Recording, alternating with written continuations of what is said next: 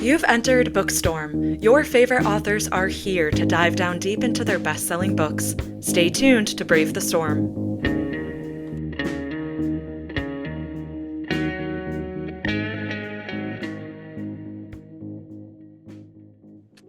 Well, welcome back to Bookstorm Podcast listeners. I am your host, Kristen Civiletto. We also have Julia Rose as our co-host, and we are so happy that you're here. We've got you in 101 countries and territories, all 50 states, and more than 2,000 cities. We're just thrilled that you're tuning in, and we know why. It is because we are bringing you the very best authors. And today is no exception. We are just thrilled to welcome New York Times bestselling author Brad Taylor. Welcome, Brad. Thank you. Thank you for having me. Well, we are excited because, like many of our listeners, we have been following your career because you have created a beloved character. And I want to tell our listeners who don't know, back in 2011, you published a book, One Rough Man. It became an immediate success. And I think you're up to, is it 18 installments of the franchise? This is 19. This is 19. We love Pike Logan. This is a beloved character, and we have followed both your career as well as that of Pike Logan. And even backing up just a little more, I want to tell our listeners just a bit about your background because your books have so much reality to them because this is your career and your life.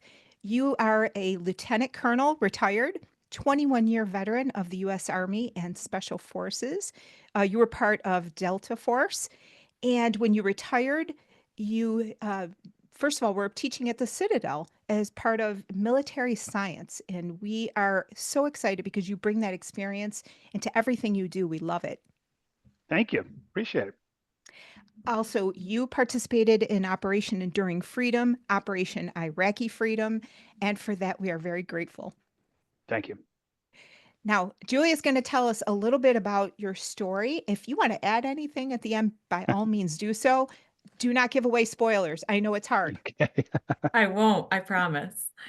So in this story, we see Pike Logan and his team on a routine security assessment in India. And simply by being in the right place and the right time, they end up foiling an attempted attack on a meeting between the CIA and India's intelligence service. Both government agencies believe it's nothing more than a minor terrorist attack, but Pike suspects that something much more sinister is at play. After another terrorist operation at the Taj Mahal, he begins to believe that the outside powers are attacking India in the gray zone between peace and war, leveraging terrorist groups for nothing more than economic gain. But the separatists conducting the operations have their own agenda. After a bloody attack at an Indian pre-wedding celebration and hostages are taken, it's clear that global powers have been rocked. A rescue is underway, and a much deeper plot unfolds amidst the backdrop of luxury resorts, the Taj Mahal, and a neighborhood where people are not so fortunate. We're breathless as countless lives are held in the balance. Did you have anything that you wanted to add to that summary? That's a pretty good summary. And we do. We have both the soft cover and the hardcover right here. This is a pretty cool cover, actually. And we really enjoyed the book, truly. I know we mentioned a little bit earlier about my military background and things like that. And Chris and I, we love stuff like this. We get into it and we're texting each other, and it was very cool to get into the politics. So my first question for you, I was curious about the motivations of people in the world of covert operations like Pike, who have pseudo government jobs but can't be identified or associated with the government. So they would ultimately take on the liability and the risk of a fallout with very little or seemingly little government interference or protection. So it makes sense to me that they'd be motivated by the pay, the flexibility, or just the chance to use the skills that they've spent so long honing. But I get the sense it goes deeper than even that. Do Pike and his team have a sense of extreme patriotism? Do they find a lot of personal fulfillment and satisfaction in this work? Or is there something else to them? Yeah, I think it's more along the latter. But to preface it, in the United States, we don't have anything like the task force. So no matter how you're operating for the United States government, even if you're in non-official cover or whatever, you have the backing of the United States government. There is nothing like the Impossible Mission Force where should you be captured, the secretary will disavow all knowledge. That doesn't happen. Now they may do it through a circuitous route. They may not come right out and say that guy's with us, but you're never left behind, and the cover is your protection. It's kind of analogous to, I mean, if you're on a helicopter headed to Abbottabad, fixing to take out Bin Laden, when you're in that helicopter, the government may be behind you, but they're not protecting you. So you're kind of, the risk is kind of the same. Most of the time, when people nefarious actors such as China, for instance, in this book, when they want plausible deniability where they're just going to cut somebody away, they're hiring criminals to do something nefarious. Iran hires criminals, Putin hires criminals, biker gangs, you name it, to do what they want to do to kill somebody. And if those guys get caught, they don't really care. Um, and in this case, that's exactly what China's done. They've hired what they think are just pay for play guys who actually have their own agenda. But on Pike's side of the house, it's more of a continuum. You first join the military, you enjoy the military, and you get more skills. Things get more strategic in nature. The risks get higher, and it's a combination of I'm doing something for my nation, but also there's a little bit of I enjoy what I'm doing. It's That's certainly not the money, interesting. I'll tell you that. No, that's such an interesting contrast between other countries and us that I didn't maybe put two and two together that they were hiring people that they didn't necessarily care about. And, that's something that we have in place. Yeah, well, and the whole book came about. The India thing itself was usually there's some kind of story that piques my interest, and about a year ago, there was a Sikh inside Canada. They had a drive-by shooting. He got killed. No big deal. Well, then about 3 months later, the Canadian government came out and said, "Hey, Prime Minister India and the RAW Research and Analysis Wing, which is India's version of the CIA, they sent this guy over here to kill this guy." And I was like, "What?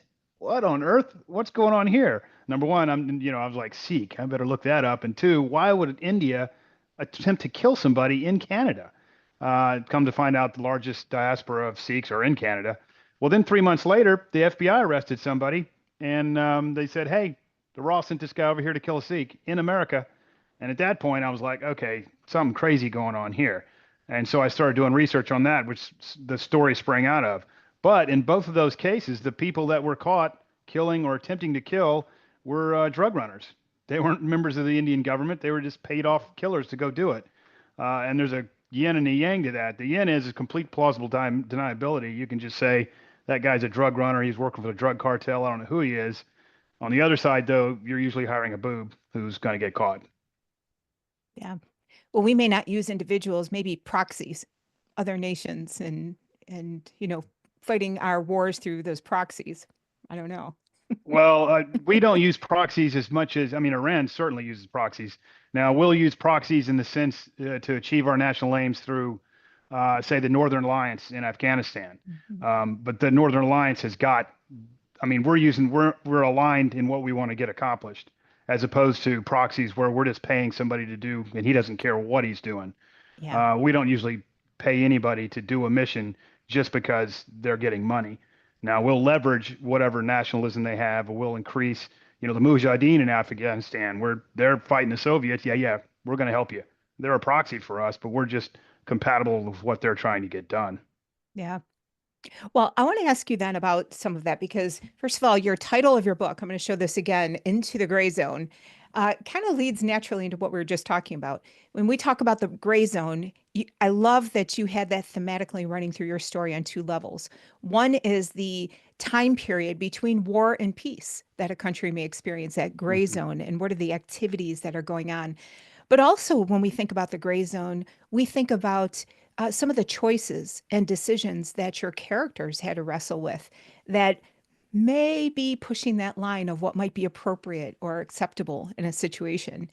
And I wanted to ask you about that latter notion of the gray zone here, because I thought it was really interesting. We know some of these characters quite well, and we see them pushing some of these boundaries. What are some of the factors that go into deciding how far into the gray zone you're going to take something? A lot of the factors, I guess the primary factor would be, the risks involved to the country and the payoff involved. Some gray zone activities, and gray zone, just for the viewers, that's basically the span. It's warfare outside of traditional conflict, in front of traditional peace. It's all the elements there. So some gray zone activities, for instance, Russia using bots to influence Facebook. That's a gray zone activity. The risk is very minimal. They can do it all they want. Another thing that Russia does is put, plutonium in somebody's underwear and kill them.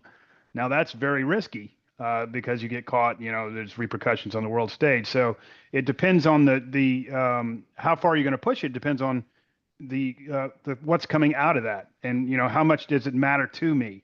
We'll do gray zone. Everybody does gray zone activities. So China's Belt and Road Initiative, which is basically a loan sharking operation throughout Africa. They're trying to get minerals in Africa, and they'll offer them a sweet deal on a diamond mine. But if you can't pay off on it, we're taking the mine. That's gray zone activities. And we do the same thing throughout. Voice of America is a gray zone activity.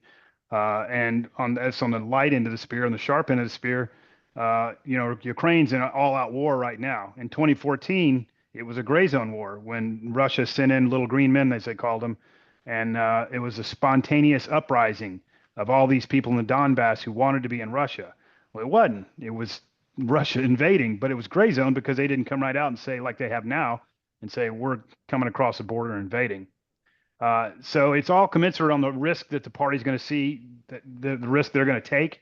If there is no risk, then they can go as far as they want, commensurate with what is the payoff that I'm getting. Now, in my book, in the fiction world, Pike's always dealing with that. And there's tons of decisions. I used to be in a special mission unit where you were making decisions on national level all the time, and there's nobody around you. You've got to make the decision that you think is right for this particular situation that will advance the cause of the United States and not reflect poorly on the United States, not cause a huge catastrophe. And a lot of the yin and the yang on that is being afraid to do something because the risk is there versus seizing the opportunity, assuming the risk, and accomplishing the mission. And that's always, maybe I shouldn't be doing this because if it goes bad, we're in big trouble. But if it goes good, we've got a lot going on for us. And Pike's dealing with that a lot of times, especially in the book, The Gray Zone. There's lives on the line, and he's not going to go back and ask for permission. He's going to solve that problem right now, even though he doesn't have permission to do it. That's one of the things that's so enjoyable and entertaining about your books, because we see the characters weighing those risks and wrestling with what to do next. And you're right, every decision they make could trigger an international incident or cost lives of people that we love, let alone. Yeah, well, and that's one thing I can't stand about Hollywood is it's always the main character is always right. If I could just take a drill bit to that guy's kneecap, he'd tell me where the bomb is and the world would be saved. And it's all these bureaucrats telling me no. And that's not how combat is. You make right decisions in combat and you make wrong decisions in combat. And you're going to live with those wrong decisions. As much as you wanted it to be the correct one, it was not. And the decision you make is something you have to live with. And it's never a black and white world. You never know. I mean, unless it's Osama bin Laden and you have his face in front of you, the rest of the time it's like, is that guy bad or is he not? And that goes with the Sikhs as well in this book. I really wanted to show in the books, there's never, in real world, there's never, Dr. Evil. Everybody is the hero in their own journey. And so I've met a few terrorists. I've never met a terrorist who said, I'm doing this because I'm a sociopathic serial killer. They think they're the good guys and you're the bad guy. And so I try to show that on the page. The motivations of the Sikh guys are there for a reason. They're not doing it just because they woke up one day and said, you know what, let's go kill some people. I did have a question about the Sikhs after, but before, I don't want to jump ahead too much. But you brought this up and you showed this almost at the very beginning, where one of the Sikhs' friends was killed, and you see him weighing, did I make the right choice? I can't believe I put him in this position. And he carried a lot of guilt, that kind of maybe propelled him to keep going and move forward. So seeing that from the other side was eye-opening. It gave them a vulnerability almost. Yeah, and that's what I'm glad you said that, 'cause that's what I'm trying to do. Is this guy, he didn't. Nobody wakes up to do bad things. There's environments and growth and things that drive him to it, and that death is one of them. He was like, okay, in order for this to matter now, it's not just about money. I've lost my friend. I've got to make it matter just as valuable as the loss of his life. Exactly. And you really did. You showed that that he was almost looking for something to make this for something, Yeah. that now that something's happened, he's in deep. Um, so I guess on that note, the price of nationalism and cultural identity could possibly be your life, it could be your friend's life, it could be, anybody in that group. And these guys are clearly willing to fight for it. So specifically people like Kamal or people like Mr. Chin, they're willing to put a lot on the line, whether it's themselves or others. And on that note, are they even fighting the same war? Is everything down to cultural identity, nationalism, or money, or are they on completely separate planes? Yeah, I think that in that sense, they are on completely separate planes. So Chen is fighting for, he's fighting the gray war for a nation state, China in this case. And so for him, the failure or success is good, but it's not existential. The Sikhs, on the other hand, it's an existential fight, and they either are going to win or lose everything they have. So they're willing to fight a heck of a lot more for that, to the point where Chin has actually ended up trying to get them, not to give out spoilers. He's like, holy moly, these guys are running amok. I got to stop them because they're going to implicate China now.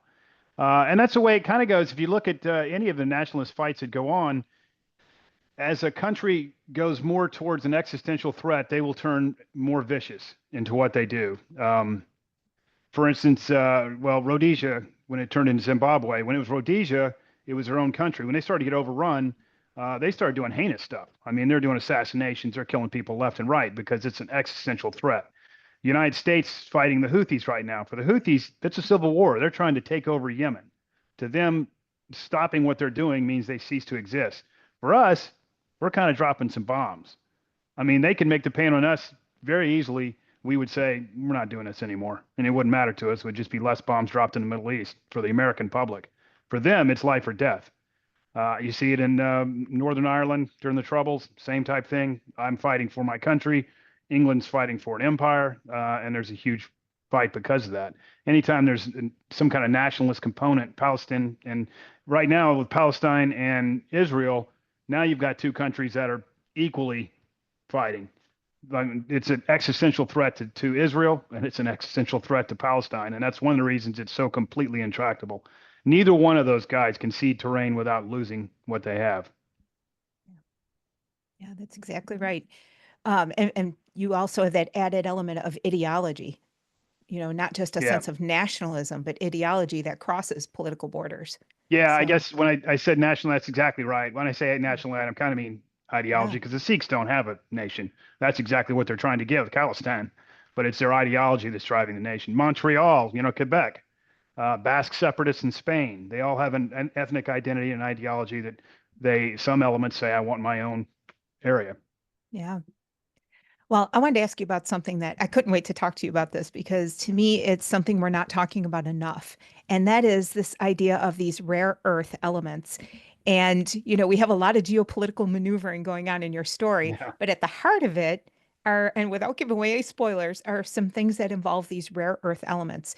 And I was wondering if you could tell us a little bit about, first of all, why they are important and how it is driving geopolitics right now.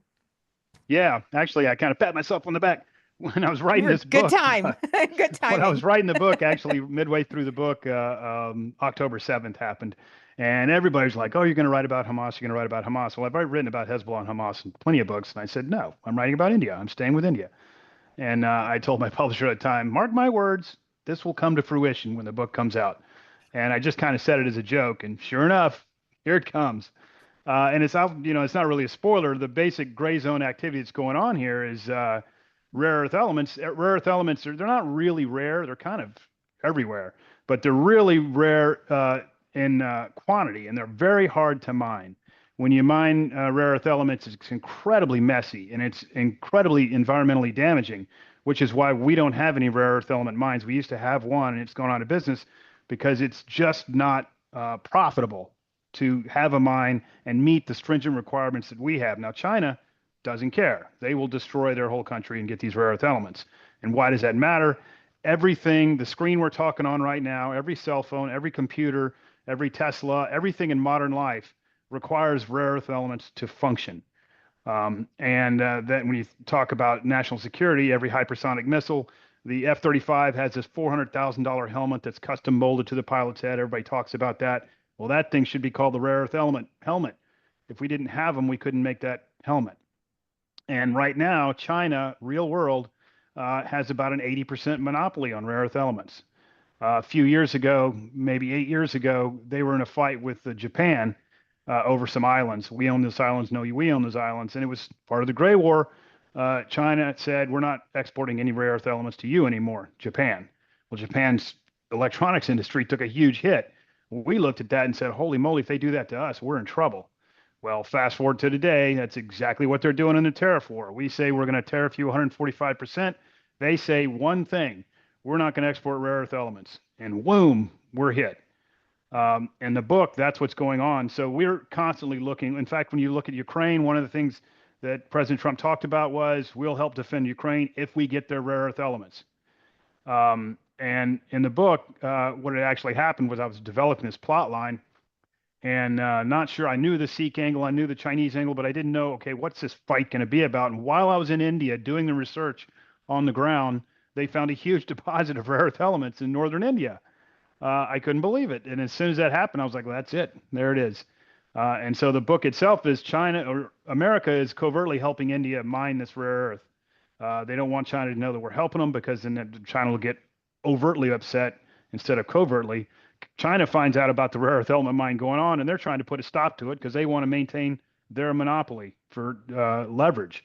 And that's what starts the whole book going. Yeah. I think that 2010 dispute between China and Japan, which the US got involved in as well, I think that was a huge wake-up call. But Yeah, I think what you just mentioned was another wake-up call, and that is this tariff war, because now we're all of a sudden like, uh-oh, what happens to our electronics and our right. electric vehicles and defense mechanisms? Oh my goodness, are we in trouble? And Yeah, and so, it trickles through a yeah, lot more than just it's not only the mining of it, it's refining of it. It's all of yeah. that is super dirty, and China does it all, and they've got, I mean, literally an 80% monopoly right now. Yeah. Yeah, I think this is the topic of the day, and you were spot on. And I think that's why people love your books, because you've always got something that's going on in the headlines, and then you bring your experience to that storytelling. And Yeah, it's entertaining, it's fun, but you also learn a lot about what's going on in the that's world. when I presented the plot line to my publisher, they were like, "What are you talking about? Hamas is doing this, Hamas." And I was like, "No, no, trust me. This is a big deal. Nobody knows about it. That's why I'm writing about it." And then this happened. I'm like, "Hey, look, right on time." I actually That's sent her right. an email yesterday, right on time, with a New York Times article. But it's only getting bigger. So, you know, I don't see this as like a problem that goes away that's No. very right. easily. That's So, exactly right. Well, I know Julia had a burning question for you. yes, my burning question. We've talked so much about this book and we are so excited to have read it and we're looking forward to it, being put on the market. So not to rush you, but we're just wondering if you have anything coming up next, maybe that what's on your radar, anything you're working on. Yeah. So a couple of months ago, I came back from Argentina. That's the next book's going to be set in Argentina. And the one of the unique things that I found out of the triple frontier, triple tri-border region between Argentina, Brazil, and Paraguay has the largest concentration of Hezbollah outside of Lebanon. And the largest diaspora of Lebanese people are right there. In fact, if you counted descendants, there's more Lebanese in Brazil than there are in Lebanon. Oh And my so That's goodness. a that's crazy statistic. Wow. that got me to thinking, and I said, I can make a story in Argentina. Well, we love it. And we hope that you come back to talk about that story, Sure. because we love your books. We love, love, love it. Again, we're entertained, we're thrilled, and that is just so much fun. I want to tell our listeners how to get in touch with you, how they can connect. You have a beautiful website, bradtaylorbooks.com. You're on Facebook, on X, on Instagram, and we're going to tell everybody, pick up this book. You will love it. It'll keep you on the edge of your seat, and you're going to learn something about what's going on in the world of geopolitics today. So thank you, Brad Taylor, for joining us. We're just so excited to talk with you. Thank you. Thank you for having me. Next time I'll have my computer up and running. No worries. We roll with it. All right. Well, that was so informative. And I can't believe how much I learned just sitting here. So that was awesome. He truly has the ripped from the headlines kind of plots in his stories. And I again, feel like he's listeners, writing the headlines. you're right. Well, he was in covert operations, but in any event, I think our listeners and our viewers are going to love this book. I'm going to show this cool cover again. No. Brad Taylor, Into the Gray Zone. And listeners, we have some fantastic authors that are coming up. I want to tell you just about a few of them. We've got Christina McMorris with The Girls of Good Fortune. She's coming back on the show. Ryan Steck, Monarch. Maggie Stiefvater, The Listeners. Rick Mafina, If Two Are Dead. Chanel Cleaton, The Lost Story of Eva Fuentes.